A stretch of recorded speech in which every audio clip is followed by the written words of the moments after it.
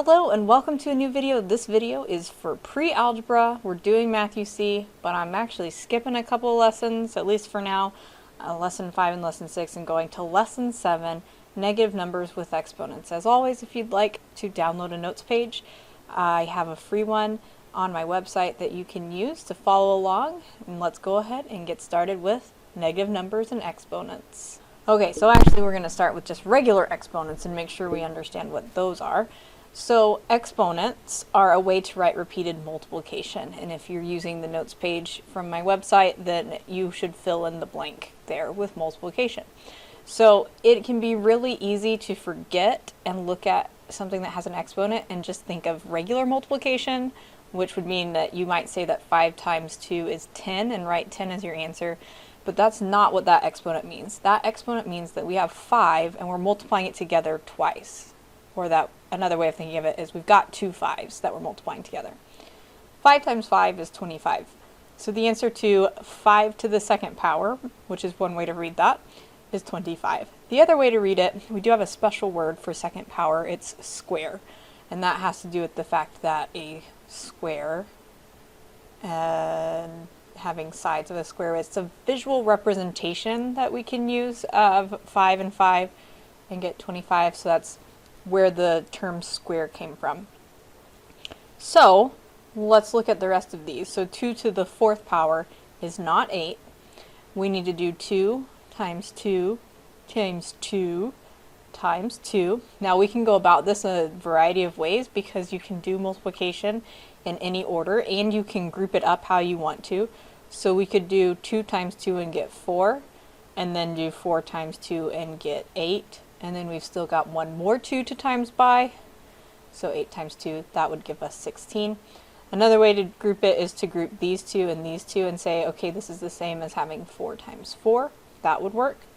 However you want to kind of go about doing that, to get, as long as you get 16, you probably have done it a way that's correct. But if you're getting 8, you're not doing it right. 2 to the 4th does not have a special term. We just say 2 to the 4th power.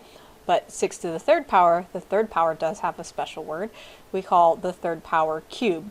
And that would have to do with 3-dimensionally, whenever we do things like volume, and we do length times width times height, if this is a cube, then all of those sides would be the same length. Look at that wonderful cube I just drew.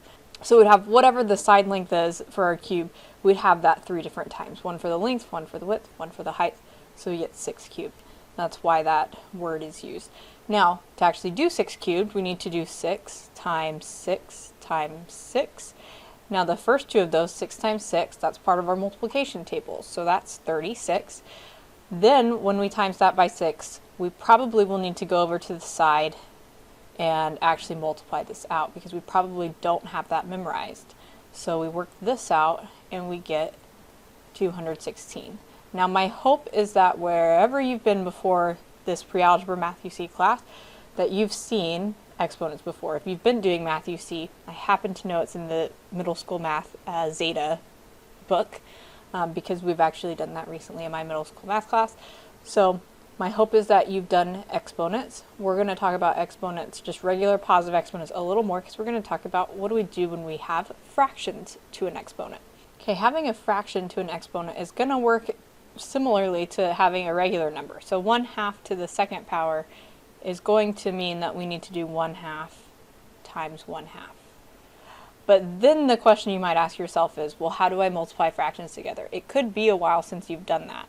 So let me remind you, when we're adding fractions, that's when we need a common denominator and we add the numerators together. But when we multiply, that's where we take the tops and put them together with multiplication, and we take the bottoms and multiply them together with multiplication, and then we simplify if possible. So we'd do 1 times 1 on top and get 1. We'd do 2 times 2 on bottom and get 4. And so our answer here would be 1/4. Let's look at the next one. 3/4 to the 3rd power. I don't actually technically need to put each of these in parentheses. I can if I want to. The parentheses around it at the beginning tells us that the whole thing is to the 3rd power. If we didn't have the parentheses at the beginning, we might think that we were just doing 3 to the 3rd power and that the 4 wasn't a part of the 3rd power. So there is a little bit of trickiness there with parentheses. If we're doing 3/4 times 3/4 times 3/4, what's neat about this is we can split it up really into two questions. We can say, well, what is 3 times 3 times 3? And that can be what we do on top. And then we can say, okay, what about this 4 times 4 times 4? And then that will give us what's on top and what's on bottom. 3 times 3 is 9, times another 3 is 27. 4 times 4 is 16. This might be something you have to go and do a little multiplication on. 16 times 4 is 64. What's neat about these, by the way, is if the first fraction you have that you're raising to a power, if it can't simplify, your answer won't simplify. Because there's a trick we do with simplifying fractions when we're multiplying, where if we have something on top and bottom that we can cancel, we can go ahead and do that actually beforehand. And so none of these 3's cancel with any of these 4's. And since that's what 27 and 64 are made up of, or 3's and 4's, there's nothing that can cancel. So 27 over 64 is just our final answer. On this last one I have on this page, I've got 5/2 to the 4th power. And you may be thinking, well, hey, should I be changing that to a mixed number? You might be thinking that at the beginning, or you might end up thinking about that, at the end. And I'm going to say that, starting around now, you may not need to put things in mixed numbers. We always want to reduce our fractions to the smallest numbers possible. So changing things like 4/8 to 1/2, absolutely, we always try to do that because it will always make things easier to work with. But changing them to mixed numbers is much more of an optional thing. You do want to do what your teacher wants. So if I'm not your teacher, listen to them. But if I multiply this out and do 5/2 together 4 times, I'm going to get something that's going to be really unpleasant actually to try to get a mixed number for. Getting a mixed number for 5/2, which would be 2.5, that's not that bad. But once I decide to multiply this all out, I end up with big numbers, and it just would be really not fun, in my opinion, to get a mixed number. So on top we do 5 times 5 times 5 times 5.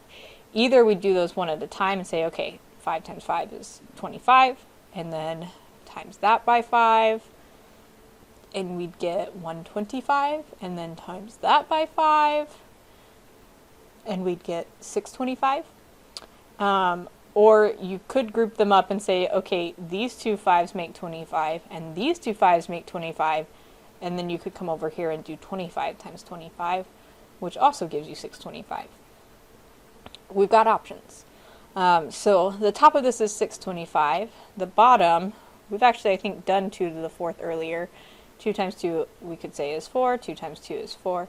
4 times 4 is 16. So if you didn't understand what I meant before, do you really want to change 625 over 16 to a mixed number? I would guess no. So I'm going to leave this alone. We do get to a point in math, around Algebra 1 especially, where we say, okay, is there a reason to change this to a mixed number? And if the answer is no, we just leave it. There are times when mixed numbers are better, like when we're trying to talk about something in a real world context. If this was an answer to a problem we were solving in the real world, we would probably, at this point, just put it in the calculator and get the decimal so that we would have an idea of what does that even look like. I don't actually even have a clue what 625 over 16 is right now. But if I go ahead and divide it and get a mixed number or a decimal, then I'll have a better idea of what that number actually is. But we're not in a real world situation here. We're just doing this for funsies, so we don't need to take that extra step right now. We do have some general rules that we could come up with for how exponents and negatives work, but I think it's helpful to put these in the context of what we already know about how negatives and multiplication work. Because the fewer rules we're having to memorize, then it should be easier, right? The fewer things you're having to memorize. So we're going to look at these. It says what happens when we square a negative number. So we're going to look at kind of 4 situations that I think are likely for you to see where we're squaring either a positive or a negative number, and we're going to explore how we would approach them. So for part A here, we got positive 6 squared. Now this is what we actually have already done in the past when we've squared things, right? A positive 6 squared would be 6 times 6, which is a positive 36. If there's not a negative in the problem, then we're not randomly just going to end up with a negative for some reason. So that's kind of a nice thing about it. Let's look at B. So negative 6 squared, what does that mean? Well, we need to say negative 6 times negative 6 and think about our rules for multiplying negative numbers together. Negative 6 times negative 6 is a positive because two negatives multiplied together are positive. This would be a positive 36. Now let's look at the two things we had, right? We have a positive being squared, and that gave us a positive. Now we've got a negative squared, and that's giving us a positive. So, do we think that's going to be the case every single time we do something with squareds? And think about it. It should be, right? If I square a positive number, I should get a positive because that's just like normal. If I square a negative number, though, no matter what that negative number is, if I'm squaring it, the two negatives that are multiplying together are going to cancel each other out and give me a positive. So any number squared is going to give me a positive. Now C and D here give us kind of a slightly different situation. What if we are squaring a number, but then there's a negative in front of that? So this is where we need to remember PEMDAS. So PEMDAS is our order of operations, where we use it to know that we need to do parentheses, then exponents, then we do multiplication, division, then we do addition and subtraction. So our order of operations says to do the exponent here, the squared, before this negative in front. Because what's happening with this negative in front, it's really saying this, negative 1 times positive 6 squared. Now, why doesn't it actually say that? Because we shorten things as mathematicians, so we write less. So that the entire math community is kind of at some point was like, okay, yeah, I can see how these two things are the same, so I'm just going to write it the shorter way. But as you're getting used to it, you might be thinking, man, I wish they would just write it out because it makes more sense to me written out. You can write it out and save yourself some of that, and hopefully get it right because you wrote it out. So we need to do positive 6 squared, and then we need to times it by a negative 1. So we already know that positive 6 squared is a positive. So what's happening is we're taking that positive 36, we're making it negative after we've squared it. So this would be negative 36. What about on D? Here we've got a negative 1 times, and we're doing negative 6 squared. Or if you wanted to even write that out, you could, and say that's negative 6 times negative 6. So those two negative 6 together make a positive 36, but the negative in front is changing that so that it is negative 36. So I hope you'll kind of look at this like big picture, look at these four situations and say, okay, do I understand why it was positive in some cases, why it was negative in some cases? Maybe come up with some other examples similar to this and try to think through, okay, would this be a positive or a negative? And let's go ahead and look and see what happens when instead of squaring, what if we cube numbers? All right, let's look at cubing negative numbers. Let's start though with cubing positive 5. So that is telling us to do a positive 5 together 3 times. So positive 5 times positive 5 times positive 5. Now the question of whether this answer should be positive or negative, it should be positive because anytime we have a positive and we're doing something right, we should end up with a positive. If there's no minus signs anywhere, we're not just going to magically end up with a minus sign. Then our question is, well, what's 5 times 5 times 5? The first two would be 25, and then we times by another 5, and we get 125. So this is a positive 125. I purposely made these all have to do with 5 cubed, so we only had to find that number once, and now we can concentrate in these other situations on focusing on, should my answer be positive or negative? And you've got kind of two things that you're needing to understand on these problems. Do you understand how just cubing something works? Like, can you find the right number? And then we, on the other side of things, have, well, do you understand whether it should be positive or negative? If it's the first thing that you're having trouble with, then you're probably having trouble with both. But if you're not consistently getting the right number, and you are using Math UC, That's what lesson 5 does, so you might just go back and try to work on lesson 5 and do some extra practice where the negatives aren't there at all, and then come back to this after you feel like you got the hang of this. Here on B, we've got negative 5 cubed. So the question is, what does it mean because it's negative 5 instead of positive 5? So let's write it out and see. On each of these, really, I've been writing them out, but once we get the hang of this, we won't have to write this out. We'll just be able to either think in our head, or we might even memorize some of these so that we can just get them really quick. But right now, if it helps you to write them out, you absolutely should be writing them out. We want to do negative 5 times negative 5 times negative 5. We already know it's 125, and we just don't know if it should be positive or negative. So let's think about what happens with these negatives. If I do these two numbers together, negative 5 times negative 5, my rules for multiplication tell me that that is a positive 25. Now, when I multiply by that last negative 5, that's going to switch it back, right, to negative, because now I've just got one negative. So this should overall be negative 125. There's this thing that happens when we're multiplying with negatives where having two of them, they go away and cancel each other out, but having an odd number of them means that we'll end up being negative.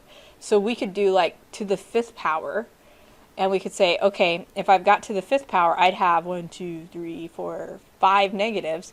2 of those would cancel each other out, and 2 of those would cancel each other out, but we'd still be left with a negative. Any odd number of negatives should end up being negative. Any even number of negatives should end up being positive. That's actually a rule that we can internalize as we're going through math. So let's look at the difference between squaring and cubing. So on squaring numbers on A and B on the previous slide, we had a positive squared is a positive, a negative squared is also a positive. Here we're cubing, our positive cube was a positive.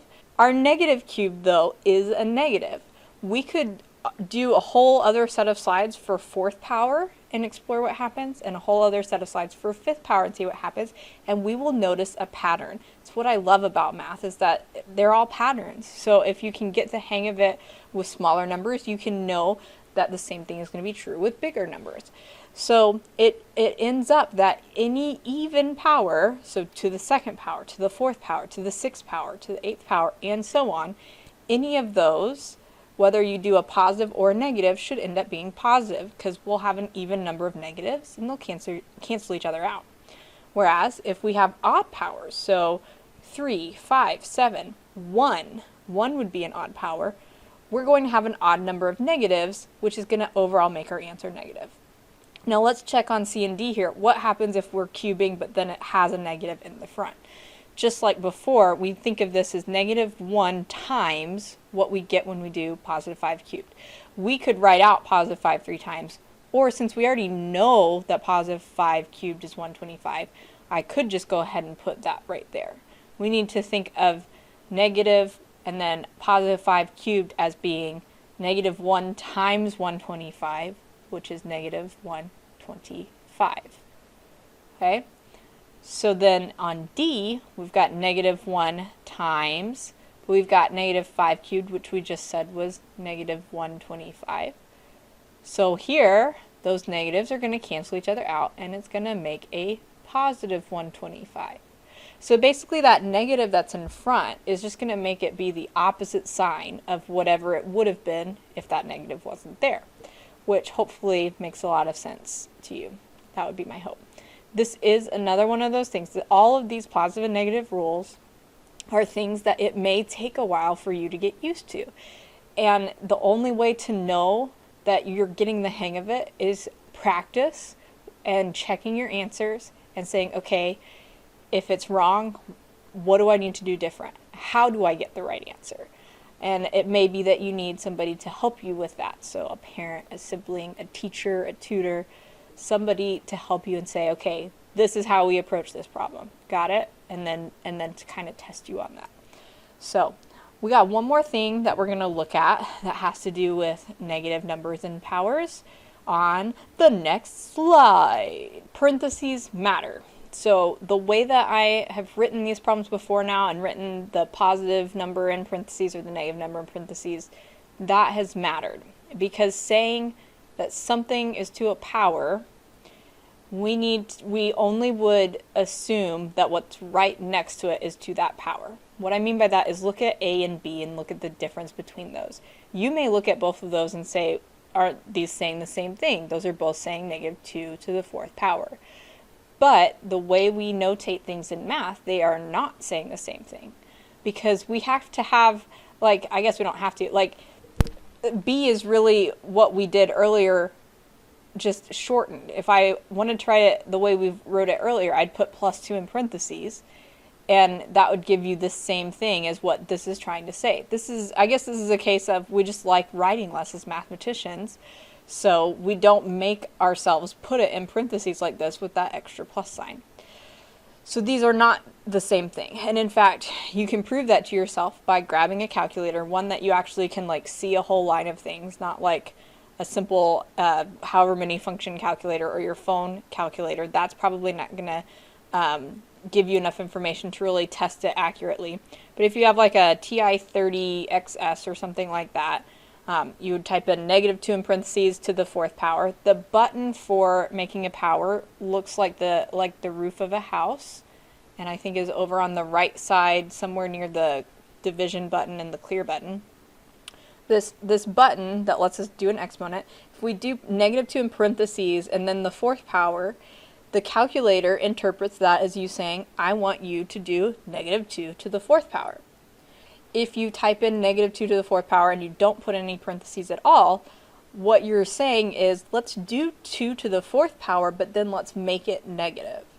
Those are two different situations. -2 to the 4th power on A, we would times -2 times -2 times -2 times -2. I didn't put x's between them. If they're right next to each other like this, that is another way of saying multiplication. If we pair these up, our negatives cancel out, right? So that this should overall be positive 16. But what happens when we do B and we say, what is 2 to the 4th power?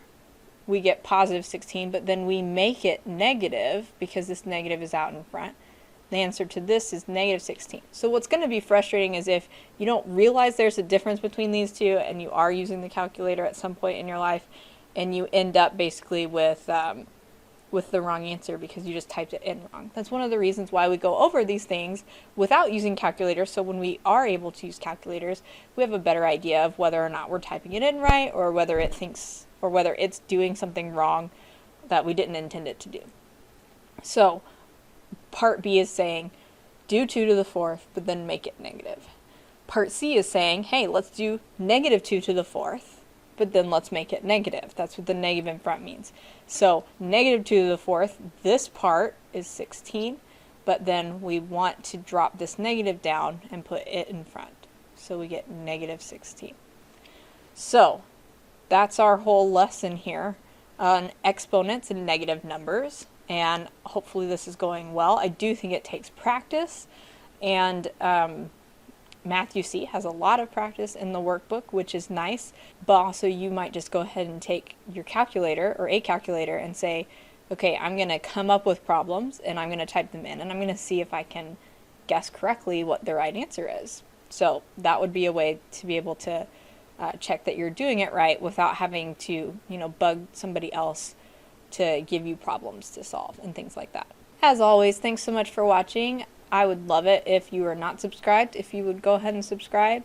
You would leave me a like, you could give me a comment to let me know how this is going for you, and check out my website if you're interested, because I'm trying to put more and more resources on there all the time. Thanks for watching. Have a great day. Bye.